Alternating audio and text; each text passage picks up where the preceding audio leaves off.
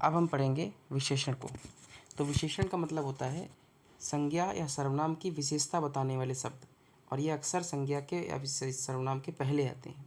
तो अगर हम वैसे देखें तो संज्ञा जो विशेषण है वो 4 ही प्रकार का होता है।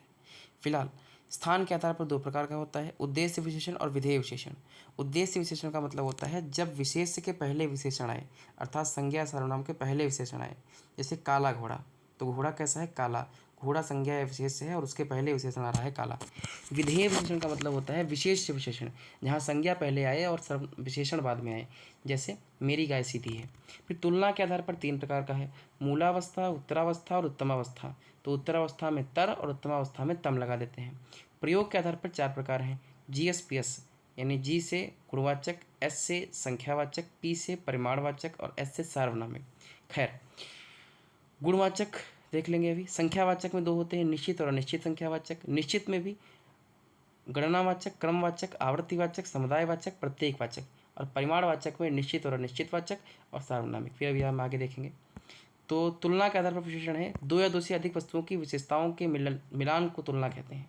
तो मूलावस्था में जब कोई तुलना ना हो, और उत्तरावस्था जब 2 में तुलना हो, उत्तमावस्था जब सब में तुलना हो, सब में, है ना। तो उत्तरावस्था में तर लगा होगा और उत्तमावस्था में तम।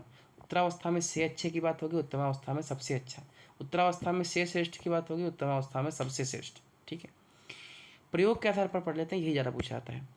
पहला है सार्वनामिक विशेषण, ऐसा वाक्य जिसमें सर्वनाम शब्द संज्ञा के पहले आ जाए।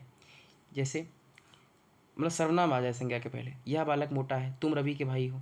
गुणवाचक विशेषण क्या है? वे शब्द जो किसी व्यक्ति या वस्तु के आकार, रंग, दोष, गुण, स्थिति, गंध, स्वाद, अवस्था, स्वभाव, दशा, दिशा इसको बताएं।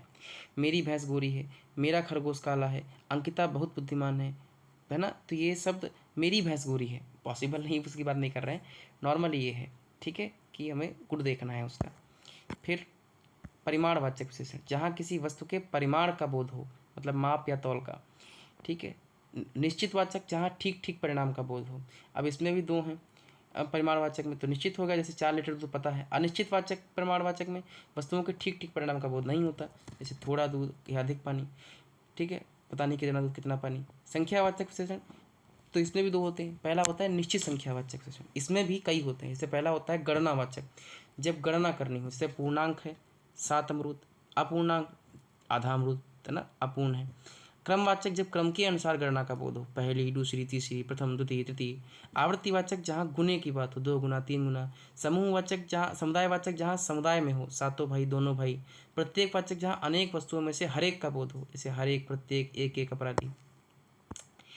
फिर आखिरी होता है अनिश्चितवाचक, जहाँ नहीं पता होता कितने हैं। तो कुछ लड़के फिल्म देखने गए हैं। अब विशेषणों की रचना कैसी होती है?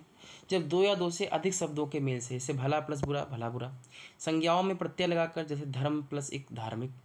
जैसे क्रियाओं में प्रत्यय लगाकर, पूज प्लस अनि, पूजनीय। ठीक है, जैसे अनुवाद का अनुदित, आन का आनी, आराधना का आराध्य, इच्छा का ऐच्छिक, अपन्यास का औपन्यासिक, ऋषि का आर्ष, अंचल का आंचलिक, खपड़ा का खपड़ेल, काया का कायिक, थाल का धसियारा, चंपा का चंपवर्त, चंद्रा का तंडिल, दशरथ का दशरथी, दाह का दन, ऐसे कई सारे हैं। ये हम अगले में किसी टाइम देख लेंगे।